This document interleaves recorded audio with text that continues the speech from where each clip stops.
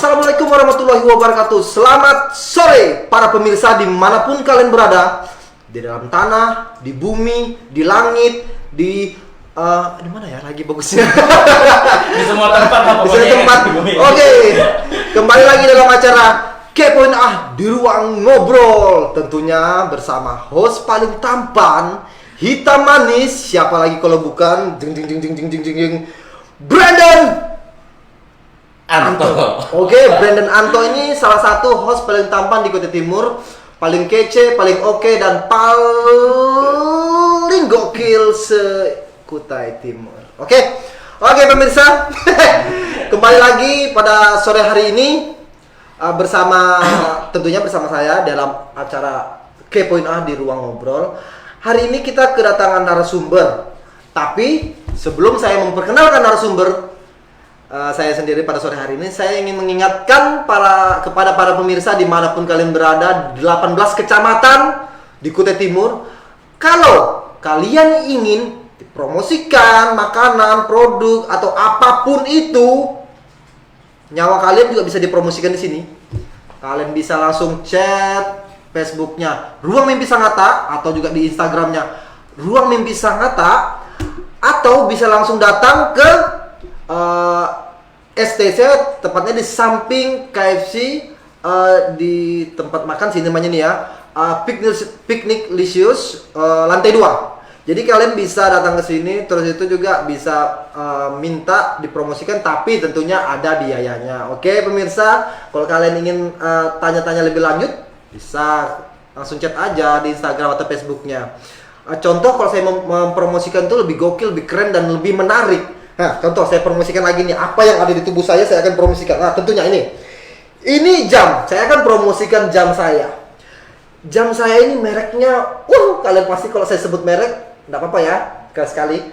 Ini Sunto. Sunto ini harganya 13 JT. 13 JT coy. Kalau kalian pengen beli gini, di tokonya langsung. Oke? Oke, langsung kembali kepada acara Kepoin di ruang ngobrol. Jadi saya akan memperkenalkan narasumber kita hari ini, cukup kontroversial.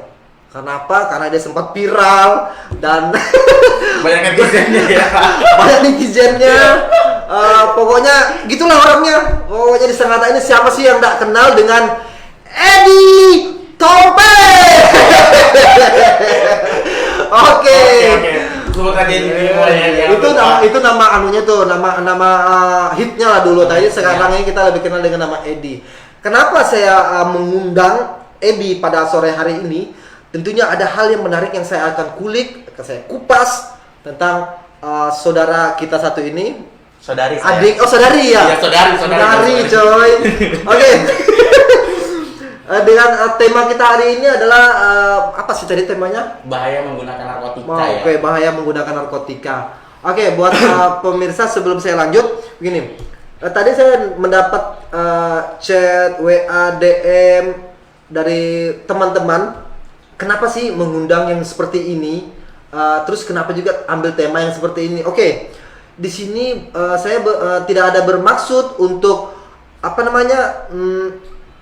menjatuhkan seseorang, menjelekkan, ataupun juga di sini tidak ada mengandung sara atau apapun. Di sini pure kita akan bertanya tentang yang ada dialami oleh saudari Edi. Dari Edi tentang kenapa dia menggunakan narkoba pada saat itu, dan kenapa terus kehidupannya di dalam sana bagaimana, terus pesan-pesan positifnya kita akan dengarkan. Oke, pemirsa. Jadi kita di sini tujuannya baik. Nggak ada kita mau menjatuhkan orang ataupun itulah pokoknya mengkrik pokoknya lah. Saya tidak bisa lanjut.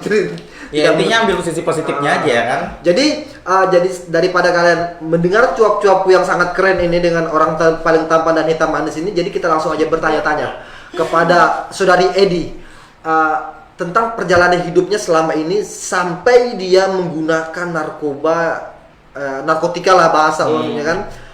Jadi langsung aja ya kita kulik dia. Oke. Saudari Edi. Iya.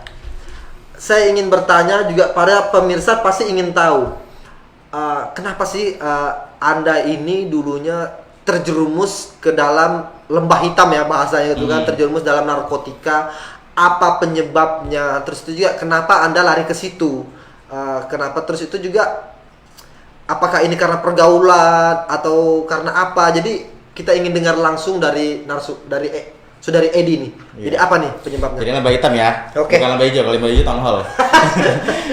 Jadi gini lah, kalau misalnya kita menggunakan narkotika tuh sebenarnya nggak enak sih ya. Cuman posisinya gimana ya? Pergaulan, kalau dibilang pergaulan memang pergaulan. Tapi kan namanya pergaulan itu tergantung diri kita masing-masing. Oke. Betul. Iya kan? Cuman mungkin di luar itu, di luar dari pergaulan, mungkin dari permasalahan-permasalahan hidup yang ada di belakang. Entah itu dari keluarga, entah dari keuangan, entah dari apa. Mungkin pertama kali nyoba itu ya diajak lah. Diajak gitu ya. Oke. Tiba-tiba pas diajak, oh kok enak nih. Ya udah deh lanjut aja dulu. Tapi kan dulu masih diajak secara gratis begitu loh. Narkotika itu pertama kali itu pasti diajak. Diajak. Pasti. Iya, Oh, secara pasti. gratis. Karena Mau itu nggak mau dijebak itu ya. tergantung dari kitanya aja ya kan. Itu bahasa lain itu dijebak lah kamu. Iya, Oke. bahasanya dijebak. Tapi dijebak enak. Jebak enak. Jebak enak. Iya, jadi itu kita dipaksa untuk bahasanya itu dipaksa secara halus untuk mencoba. Cobain deh, namanya pergaulan kan cobain deh. Ini bisa nenangin pikiran, ini bisa ngilangin segala macam permasalahan. Waktu nyobainnya merasa enak, dicobanya pertama kali gratis, lama-lama membeli ketagihan. Jadi ketagihan gitu ya. Oke. Iya. Itu pertama-tama kamu dapat gratisan tuh. Terus itu lama-lama membeli, terus kecanduan. Nah, terus itu maksudnya enaknya tuh gimana tuh menggunakan narkotika ini? Yang Anda gunakan jenis narkotika apa ini? Jenisnya narkotikanya jenis sabu. Sabu. Nah, oke. Ini sabu ini sudah umum lah di kalangan Kutai Timur khususnya kan. Sabu ini jenis narkotika yang umum sekali dan banyak sekali dari aparat kepolisian yang berhasil menangkap para pemakai dan pengedar di Kutai Timur ini. Nah, apa sih rasanya menggunakan itu? Maksudnya tuh enak. Seenak apa? Kalau saya kan makan nih enak nih. Oh, enak sekali. Terus itu juga bisa gimana sih, penasaran nih. Enak yang dimaksud sama Edi ini apa? Pada saat memakai itu. Kalau dibilang enak sih nggak enak sih. Efeknya tuh nggak enak. Cuman mungkin kalau misalnya dapat ketenangan tenang, tapi hanya sesaat. Hitungannya namanya obat penenang kan. Iya, Narkotika jenisnya obat penenang, cuman sesaat, cuman berapa jam. Setelah itu kesetresannya meningkat. Oke, jadi kesenangan, nyamannya itu sebentar aja. Iya, nyaman Terus sebentar setelah aja. itu stres itu meningkat, terus itu masalahnya Makin ruwet. makin riwah ya. Oke, ini saya juga banyak tuh teman-teman yang dulunya juga mantan pemakai, dan saya lihat memang ya seperti itu. Tapi yang saya heran, walaupun dia tahu, kalaupun kamu tahu memakai itu enaknya cuma sesaat, terus itu riuhnya, sakitnya itu berkelanjutan, tapi kenapa selalu diulang-ulang? Iya, gimana ya? Kita ini tipikalnya begini. Narkotika ini kan jenisnya kita itu pekerja nggak bisa nggak bisa dianuin. Pekerja malam. Jadi kalau misalnya kita menggunakan obat-obat seperti itu, perasaannya itu tenang, nyaman, dan yang paling penting adalah semangat. Semangat. Kita jadi semangat kerja, ngantuk enggak. Jadi ya terus menerus begitu dan akhirnya terjerumus lah. Terus beli. Terus gini, narkotika itu kan untuk semangat kita bekerja. Oke, sebetulnya kalau dalam bahasa seperti itu kan bagus tuh sebetulnya kan. Cuman yang kita ingin tahu, efek samping dari setelah pemakaian itu, apa yang akan dirusak dari menggunakan narkoba, jenis narkotika seperti sabu. Apa efek samping yang sangat fatal apabila kita menggunakan sabu tentunya? Kalau efek samping itu banyak dari segi kriminalitas. Oke. Dari segi kriminalitas itu kalau kita kepingin terus itu kita bisa nyuri barang, bisa apa. Itu buruk sekali. Itu buruk sekali. Bahkan kita bisa merampok karena ingin membeli sesuatu, dan itu untuk orang yang tidak mampu. Terus itu kalau dari tingkat kesehatan itu dapat menyebabkan gila dan kematian. Oke, itu sangat fatal ya. Makanya tingkat kriminalitas itu yang paling tinggi adalah narkotika, dan tingkat kematian paling tinggi adalah narkotika. narkotika, betul sekali. Jadi efek sampingnya itu sangat banyak ya. Banyak dari kriminalitas, merugikan orang lain, merugikan banget. diri sendiri, diri sendiri dan keluarga yang itu paling utama. Oke. Jadi nggak ada sama sekali baiknya ya menggunakan narkoba ini, betul? Nggak ada.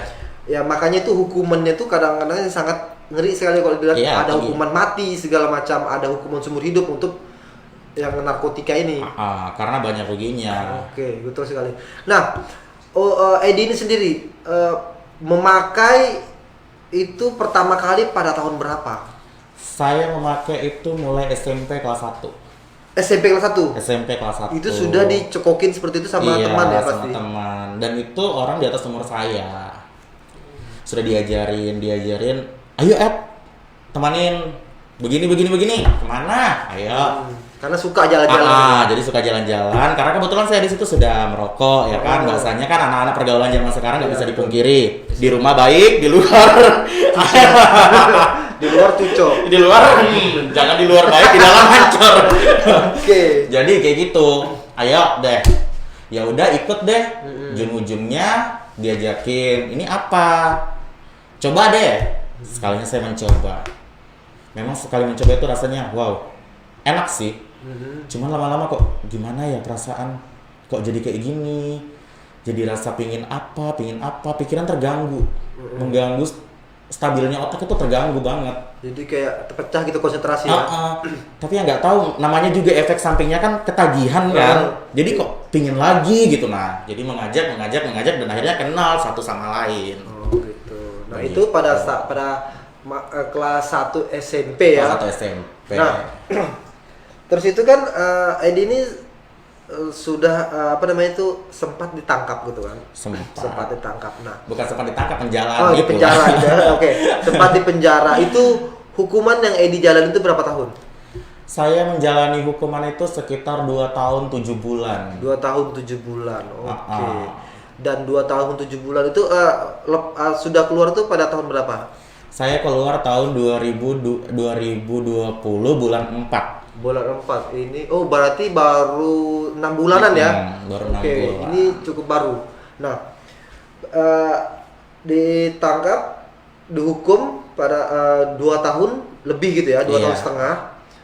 Terus itu baru keluar 6 bulan lalu. Nah, otomatis kamu di penjara selama 2 tahun. Gimana tuh kehidupan di dalam lapas sendiri?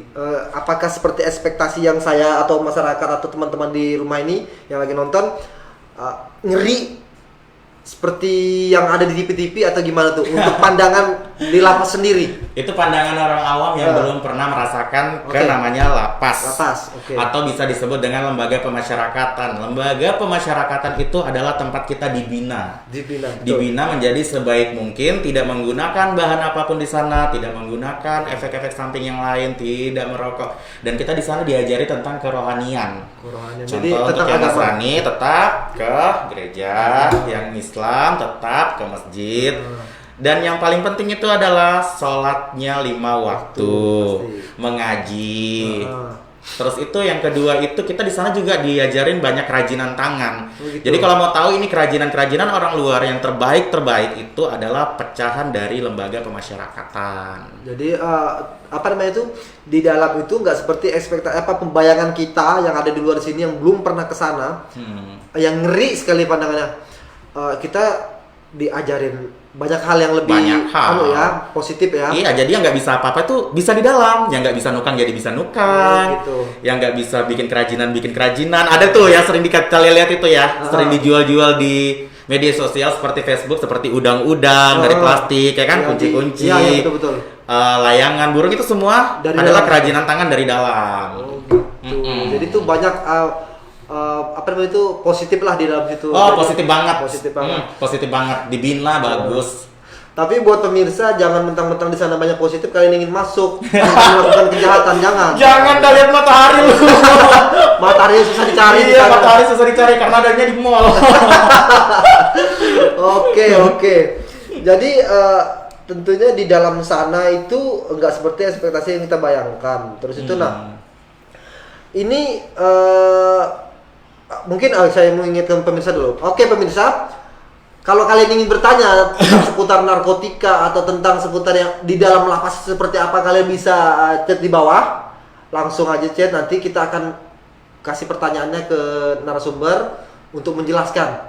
Jadi apa yang kalian ingin tanyakan langsung aja ya, oke? Oke, Edi. Terus itu di dalam sana itu tuh ada nggak seperti hukum rimba? Terus itu juga ada uang, kamu aman. Oh, nggak ada. Seperti itu. Nggak ada, semua sama. Karena Semua sama. hitungan narapidana semua sama di mata sipir. Sipir, oke. Jadi itu tidak ada namanya pandang bulu karena kita semua adalah binaan. Binaan itu. Binaan permasyarakatan yang harus diperlakukan setara. Setara seperti itu. Oke. Kalau dibilang harus begini nggak ada. Itu mitos. Atau ya. itu cuma omongan di luar netizen, say. Oke. Malu. Nah, tapi gini, banyak tuh kan berita di TV, apa namanya, seorang tahanan menjadi pengedar dari dalam untuk di luar, terus juga tahanan juga memakai di dalam lapas. Nah, itu apa tanggapannya? Seperti apa sih? Kok bisa seperti itu? Apakah tahu jalur seperti itu kayak gimana sih? Ini ya, kita kan berbicara tentang lembaga pemasyarakatan. Kalau saya pribadi, saya di lembaga pemasyarakatan kelas 2, Kelas 2. di Bontang, dan itu adalah lembaga pemasyarakatan terbersih. Terbersih Iya, termasuk di Indonesia atau di Kutim. Di Kutim, Iya, oke. di Kalimantan itu dibilang terbersih karena posisinya di sana itu tidak ada yang namanya seperti itu. Mungkin kalau di luar lain jalur mungkin ada. Tapi kalau di situ sama sekali tidak ada. Oh, Karena jadi- saya merasakan sendiri. Oke, betul. Jadi nggak semua lapas yang bebas seperti itu ya. Nggak semua. Tapi kalau misalnya ditanya bagaimana pendapat saya, sangat disayangkan.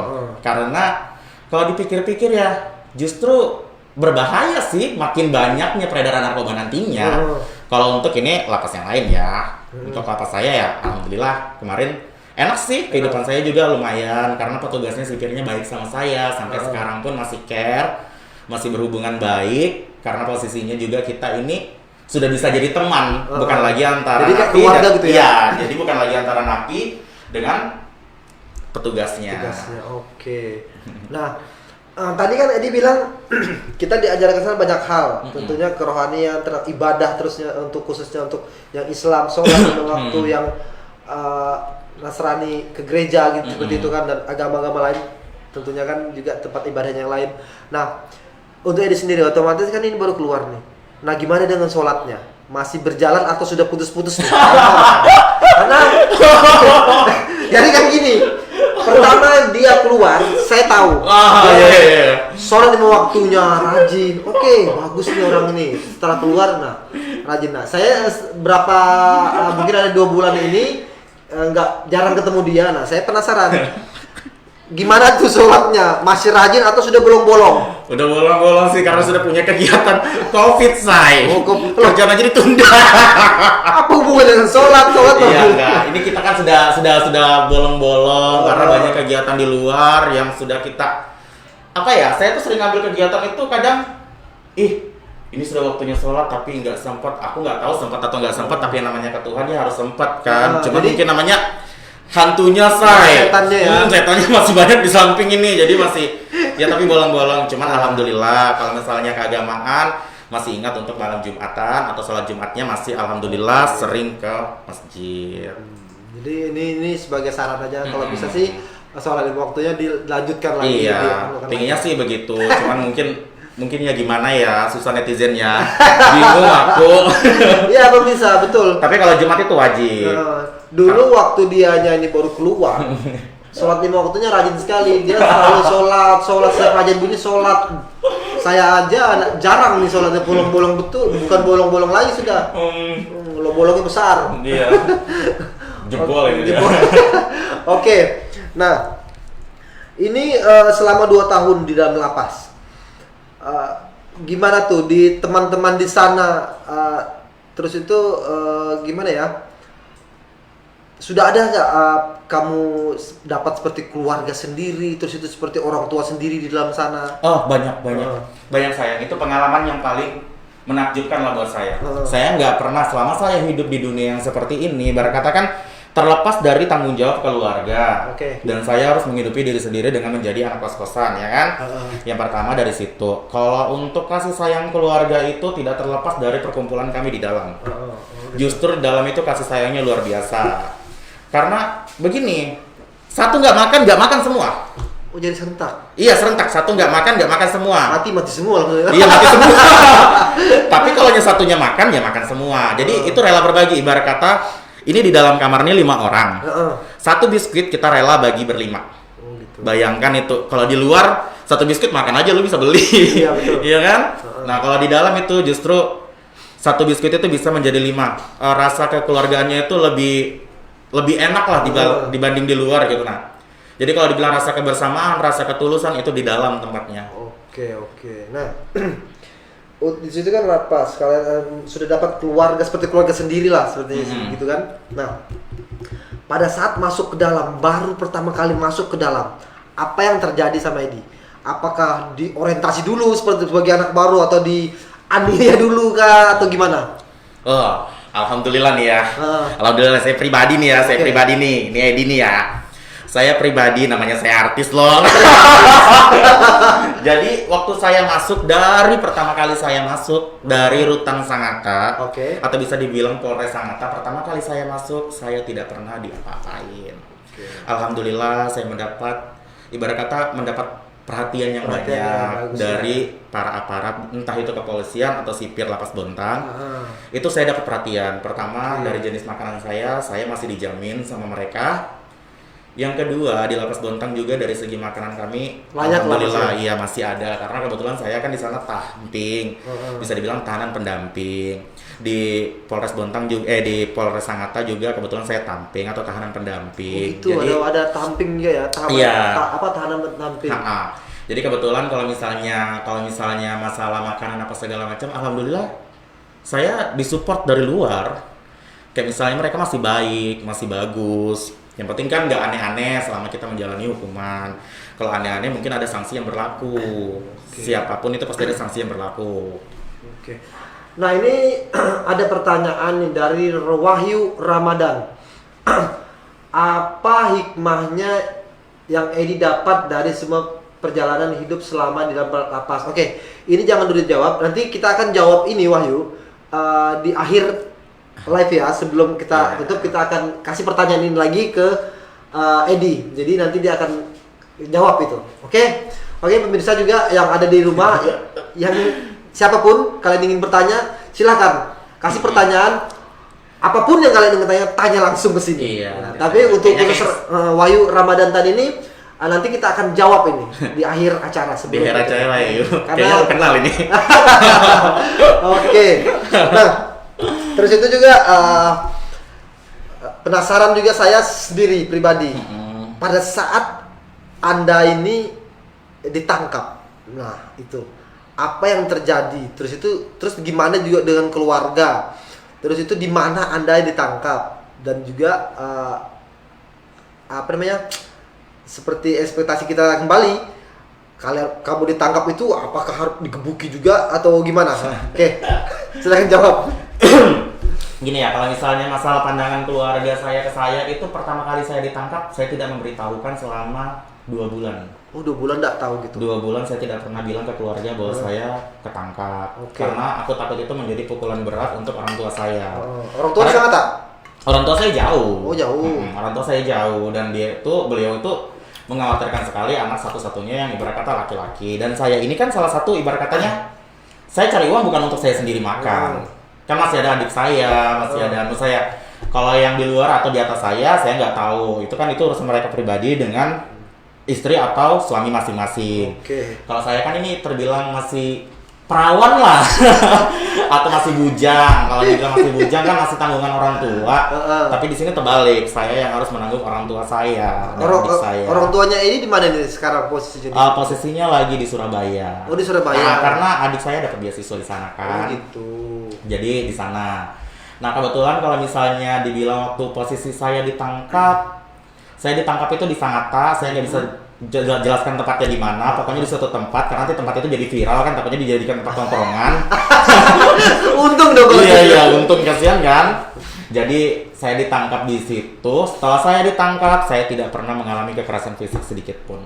Oke, jadi apa namanya itu Ya, HAM ya. Iya, saya nggak pernah dapat kekerasan fisik sedikit pun. Jadi bagus juga ya. Jadi Bagus. apapun kasusnya kekerasan apa namanya itu ya harapan kita sih nggak dianiaya seperti yang kita tonton di TV. Mungkin ada ya? sebagian, tapi kan tergantung dari kasusnya. Kalau kasus narkoba mungkin Kalau kasus narkoba kan itu peringatan aja untuk mereka bahwa ini salah, ini memang melanggar dan ini adalah undang-undang negara yang memang harus diberantas. Oke. Nggak boleh digunakan. Tapi kalau untuk kasus-kasus yang lain kan banyak kasus tuh, bukan cuma saya aja nih kasus, bukan cuma narkotika seperti contohnya PA atau perlindungan anak yang mencabuli anak mungkin dapat sanksi yang berlaku dari para petugas karena itu dihajar memang- gitu ya. Kalau dihajar saya kurang tahu, cuman memang ada sanksi-sanksi yang berlaku karena itu anak-anak loh, Iya, say. betul. Bayangin aja kenapa nggak aku aja gitu nah. Gak sudah pintar. Oke, ini si Edi ini kan terkena kasus narkotika. Terus itu merasa kecanduan karena memakai terus-menerus kan, Iya. terus dan terus. Dengan sekarang gimana tuh perasaannya? Apakah ada rasa bukan pasti kita nggak mau ngaku kan otomatis kan. Nah, dengan rasa itu masih ada nggak rasa ingin ketertarikan mencoba lagi seperti itu? Terus itu juga karena rasa kecanduan ini penasaran pengen hilang itu lama nggak? Karena sudah 2 tahun lebih kan setelah ditangkap itu terus keluar. Gimana tuh cara menghilangkannya? Kalau dibilang ada kepingin rasa mungkin masih ya. Saya nggak munafik nih, mungkin masih. Betul. Untuk kalian semua yang bisa tahu ini, siapapun daripada nanti saya OTT. Jadi saya ini beritahu bahwa mungkin kalau misalnya masih ada rasa, kepingin masih. Karena dari itu saya tidak pernah memberikan nomor ponsel saya kepada siapapun. Dan saya menghindari semua itu dengan cara hilang kontak dengan orang-orang yang seperti terlibat itu. seperti itu. Iya. Jadi nggak ada hubungannya lagi. Nggak ada, makanya sampai sekarang itu saya putus telepon, saya putus telekomunikasi, saya tidak memberikan nomor ponsel saya kepada siapapun, dan yang saya kasihkan itu hanya nomor WA, dan nomor WA itu cuma orang-orang tertentu atau teman-teman atau kerabat saya. Yang tahu gitu ya. Makanya sampai sekarang saya nggak ditahu di mana kan, penasaran kan, hubungi Sekarang ini sudah live di sini pasti tahu semua nih. Iya, tapi saya nggak tahu kan. Dia kalau mau tahu tanya Google aja saya, tahu tuh, karena udah dipakai map. Oke. Agak glowing nggak? Iya glowing, jadi cantik kamu di situ ya. Cica ya. Oke. Terus itu juga apa namanya? Sekarang Edi ini apa kegiatannya sekarang? Kegiatannya alhamdulillah ini kan saya lagi posisi tinggal bersama teman saya yang kebetulan orang dari Balikpapan, teman karib saya, sahabat saya, serta orang yang mampu membimbing saya. Jadi lebih baik lah ya. Untuk urusan yang seperti minum-minum, alhamdulillah dia melarang karena posisinya sekarang ini kebetulan nih bukan ya. Sebentar lagi dia bukakan saya usaha dan bentar lagi aku punya tempat tongkrongan yang bisa kalian datangin. Para netizen yang pengen menganggur silahkan datang ke tempat saya. Mau diwawancarai gratis. Betul sekali. Jadi apa namanya? Sekarang ini berencana untuk ada usaha. Iya, mau ada usaha alhamdulillah. Kayak lebih apa namanya itu yang lebih positif lah jalannya. Untuk ke dunia malam aja saya batasi sudah karena saya ingin hindari semua yang berhubungan dengan narkotika. Tapi enggak langsung hilang begitu aja kan? Enggak, semua kan butuh proses. Itu kan tergantung dari kita, doa dan kemauan diri dan orang-orang di sekitar. Kalau misalnya orang di sekitar masih seperti itu, otomatis kita akan terjun, nggak mungkin enggak. Iya, betul sekali. Jadi di sekitar kita orangnya apa namanya itu suka merokok, kita pasti ikut merokok. Merokok kan itu sudah biasa sih. Itu contoh kecil lah. Jadi di lingkungan kita nih orang-orangnya yang suka kelahi, kita ikut kelahi. Iya, jadi anak geng guys. Geng coy. Kita di sekitar kita anak motoran, kita juga jadi anak motoran jadi kayak gitu. Jadi tergantung lingkungan lah ya kan. Jadi semua hal-hal yang buruk buat para pemirsa di rumah dimanapun kalian berada dihindarilah kalau memang kalian nggak mau terlibat atau ikut dalam hal-hal yang seperti itu, terutama khususnya narkotika. Jangan coba-coba, oke? Jangan pernah mencoba. Oke, buat pemirsa di rumah, saya ingatkan lagi, ingatkan lagi. Kalau kalian ingin promosi barang, apapun itu, kalian bisa langsung ke Instagramnya Ruang Mimpi Sang Hatta atau di Facebooknya, atau bisa langsung datang ke sini di Piknik Lesius lantai 2. Jadi kalau kalian ingin dipromosikan di acara Kepoin Art tentunya dengan host paling tampan dan hitam manis Brandon Anto, apa namanya itu, produk kalian atau barang kalian atau makanan kalian pasti akan laku insya Allah, karena saya mempunyai ilmu pelaris saya tawarkan nanti. Oke, kembali lagi ke narasumber kita. Oke, ini Edi.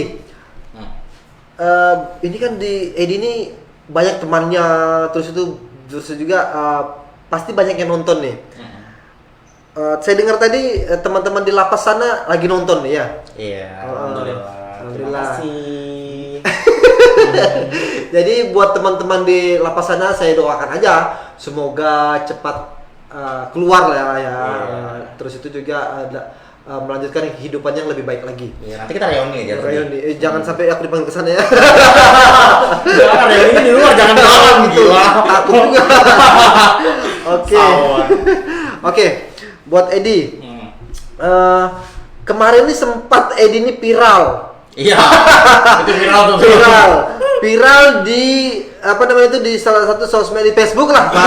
Di Facebook, di forum viral, terus itu diramaikan dengan masalah apa itu Edi? Mungkin bisa diklarifikasi di sini. Enggak, itu sebenarnya bukan saya ya. Saya ini cuman sebagai penanggung jawab selaku orang yang menggunakan barang tersebut. Karena saya selaku barang apa dulu tuh? Barang apa tuh? Jenisnya kendaraan. Oh, kendaraan bermotor. Oke, jangan barang-barang gitu. Bukan barang itu loh ya, bahaya nanti aku masuk lagi. Jadi jenisnya kendaraan bermotor. Saya ini kan sebagai penanggung jawab karena posisinya saya minta jemput, tapi ada orang lain yang minta izin untuk diantarkan. Oke, kalau misalnya bertanggung jawab, saya sanggup dan harganya pun saya menyanggupi. Cuman posisinya saya kan hari itu kerja, posisinya jauh dari Sang Hatta. Kalau untuk mengecek HP atau apapun itu susah sekali karena saya posisinya bekerja. Malam saya bekerja, siangnya saya pakai tidur. Lagian juga kalau saya main HP paling itu main game. Jangan lupa ya di follow saya Noob Mobile Legend gue. Jadi karena gue main HP, orang itu tiba-tiba memposting sesuatu yang di luar dugaan saya.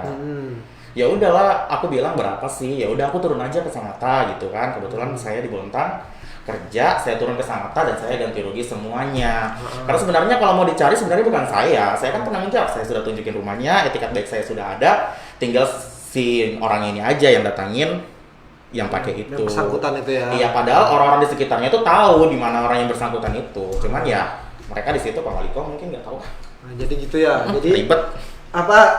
Jadi sebetulnya kasus CID kemarin ini yang sempat viral ini masalahnya adalah masalah kendaraan ya. Terus itu juga masalahnya enggak apa namanya itu enggak ribut juga sih sebetulnya. Ya ribut sebenarnya, cuma dibikin ribut sama orang-orang yang enggak. Apalagi netizennya kan banyak sangat nih, maklum aja. Lebih banyak komentar daripada kerja.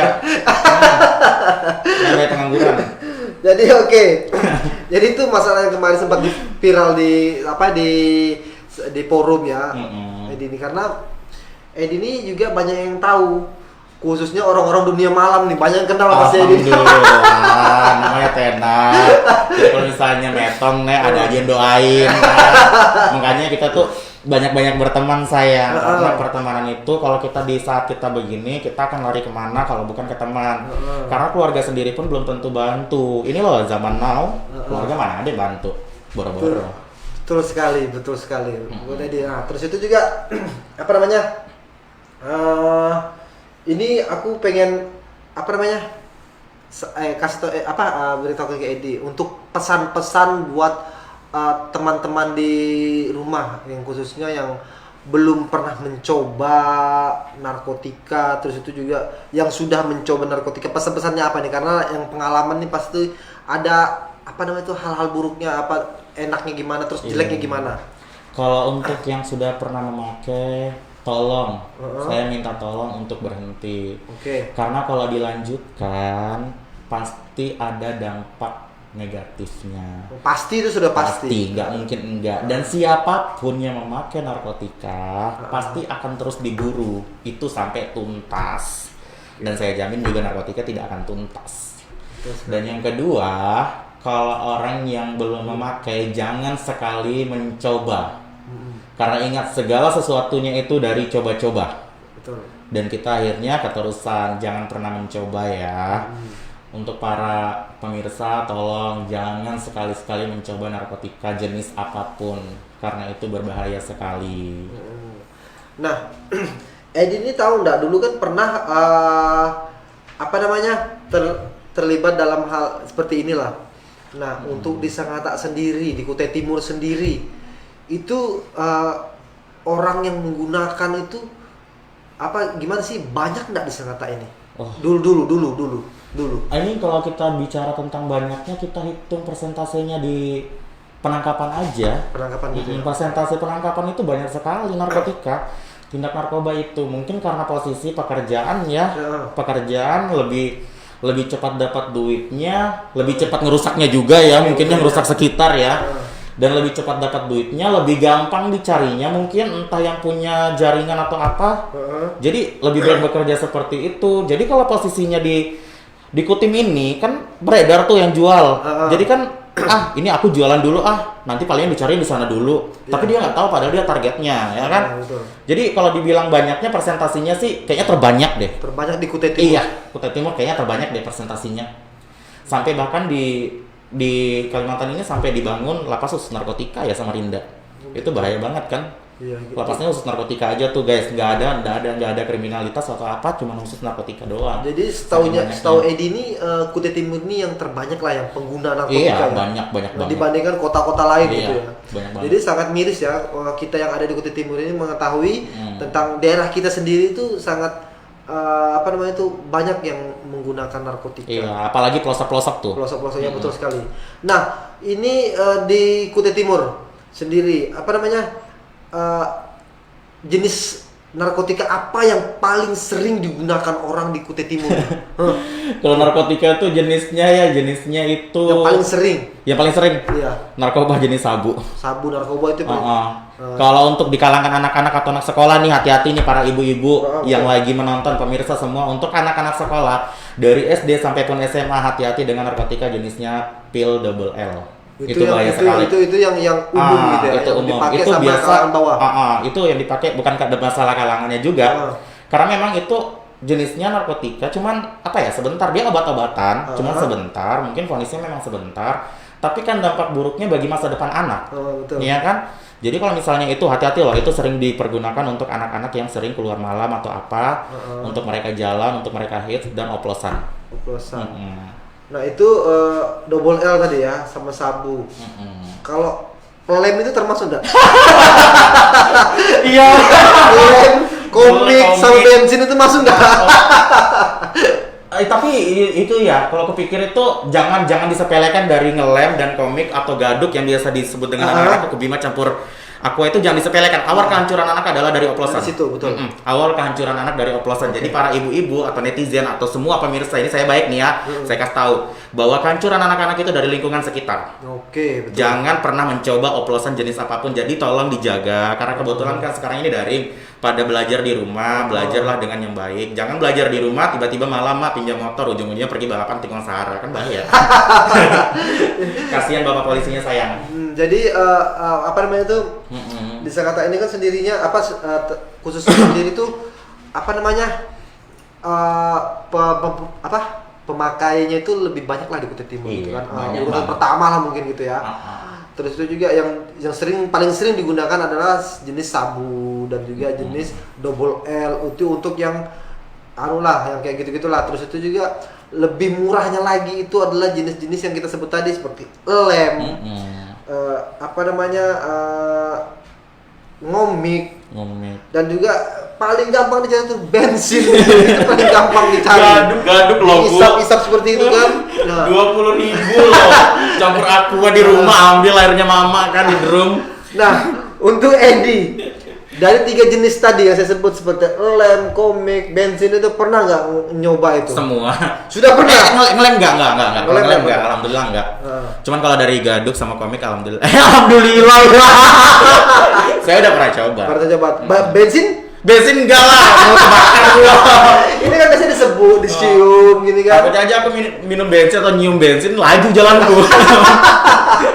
Pertama sekalian. Jadi ya yang paling sering itu ya ada 3 memang ya. Bukan 4 sih menurutku 4. Jadi jenis sabu yang paling umum ku dengar yang saya sebagai masyarakat umum gitu. Sabu, double L, ngomik gaduk itu seperti ngelem. Itu 4 itu yang paling sering saya gunakan. Nah, tahu nggak?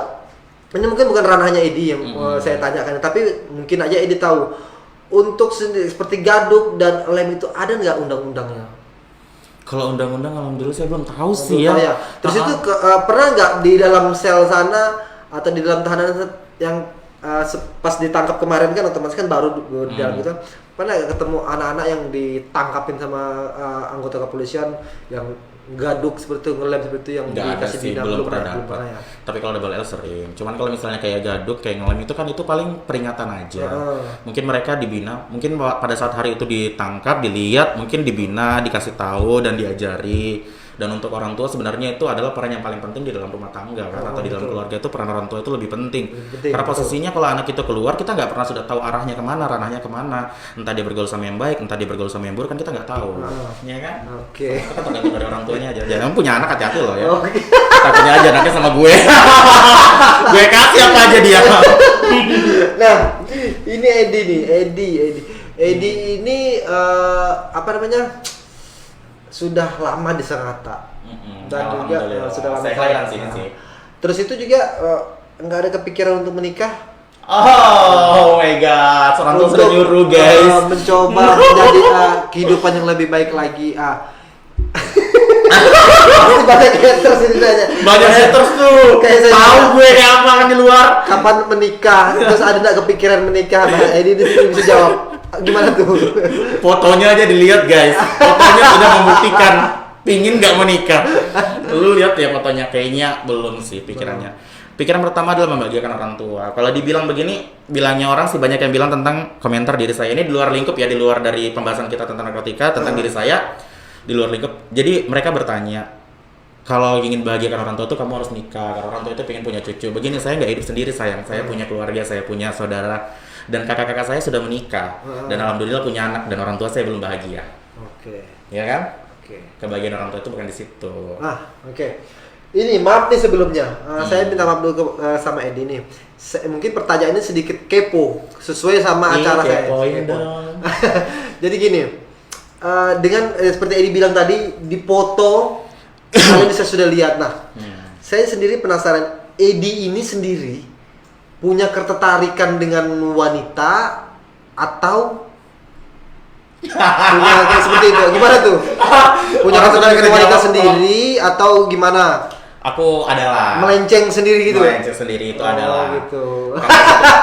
Dengan kayak gitu saya bahagia saya. Dengan Itu gitu kebahagiaanku bahagia. dong. Oke. Bahagia kan masing-masing. Netizen kan bahagia juga kalau komentarin hidup orang lain. Nah, ini dari ada pertanyaan ini dari LND. Edi, sudah saya tanya tadi kapan rencana menikah dan punya anak. Nah, saya tanya tadi. Sudah tanya tadi. Kalau Jadi untuk urusan menikah saya belum sayang. Kalau masalah punya anak kayaknya ngangkat dulu ya. Soalnya kalau punya anak itu ribet, rahim gue belum muat. Oke, ada pertanyaan lagi dari Ratu Mona Lisa. Kalau mushroom pernahkah? Oh ya, ini mushroom ini masuk dalam kategori narkotika kayak ini. Ya, mungkin ya. Saya bertanya dulu nih. Ini Mona nih. Kalau mushroom itu aku belum pernah sih. Aku belum pernah dengar itu mushroom itu seperti apa sih bentuknya. Oh gitu, jadi belum tahu ini mushroom seperti apa. Belum. Oke, jadi buat pertanyaan Mona Lisa, narasumber kita ini nggak mengenal dengan mushroom. Iya, Mushroom sampai itu, sekarang pun dari saya masuk. setahu sampai saya keluar mungkin belum itu ada. sejenis narkotika juga mushroom itu. Mungkin ya, kalau saya salah maaf gitu. Itu singkatan atau apa sih atau nama barangnya aku nggak ngerti. Mushroom. Saya tahu sih. Kalau saya room saya tahu. Kalau masuk room aku tahu. Biasa saya. Yang ada mic-mic begini juga. Oke. Terima kasih buat pertanyaannya tadi ya buat teman-teman yang ada di rumah. Nah, kalau kalian bertanya, silakan bertanya, masih ada waktu nih. Kapan lagi kepoin gue? Oke. Jangan ketemu. Buat Edi. Edi ini sekarang apa namanya? Selain kegiatan tadi kan kita tanya kegiatannya sudah dijawab. Terus itu saya sering Edi ini bersama teman-teman wanita. Nah, itu oke. Apa sih yang kalian kerjakan? Ya itu yang saya bilang tadi, itu mereka tuh teman saya dari Balikpapan yang alhamdulillah akan membukakan saya usaha dekat-dekat ini. Bisa dibilang hitungan mudahan nih rezeki gue di sini bulan-bulan ini. Dan kalian kalau misalnya mau kepoin nanti nongkrong aja di tempatku. Mumpung aku di live di sini, jadi aku endorse sendiri.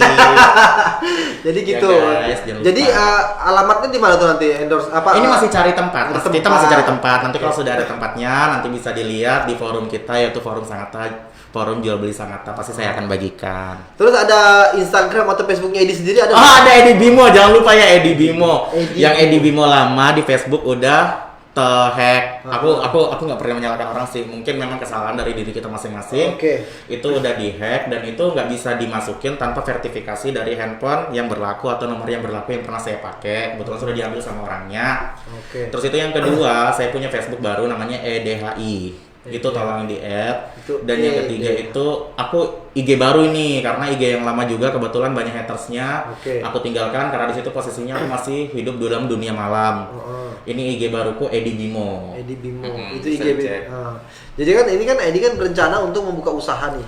Jadi Bukan usaha saya loh ya, usaha teman saya. Saya cuma teman, sebagai tapi pengelola. pengelola terus itu juga pasti pemasaran juga kan Edi sendiri Alhamdulillah. mempromosikan. Nah, Iya. kebetulan kan tadi Edi mempromosikan. Jadi kalau kalian kepo, teman-teman kalian yang di sana ingin nanti mungkin mau datangin artis kita ini bisa pada kalian follow Instagram atau Facebooknya kalian jadi ke pertemanan, jadi kalian bisa kepo-kepoin dia terus jadi haters juga bisa sih. Betul, iya bisa. Aku senang hater sayang. Biar berkurang dosaku. Ya. Oke. Terus ini ada enggak apa seperti tadi yang pertanyaan Wahyu tadi? Mungkin kita bisa Edi bisa menjawab karena mungkin sudah Apa tadi pertanyaan? di ujung-ujung kita ini.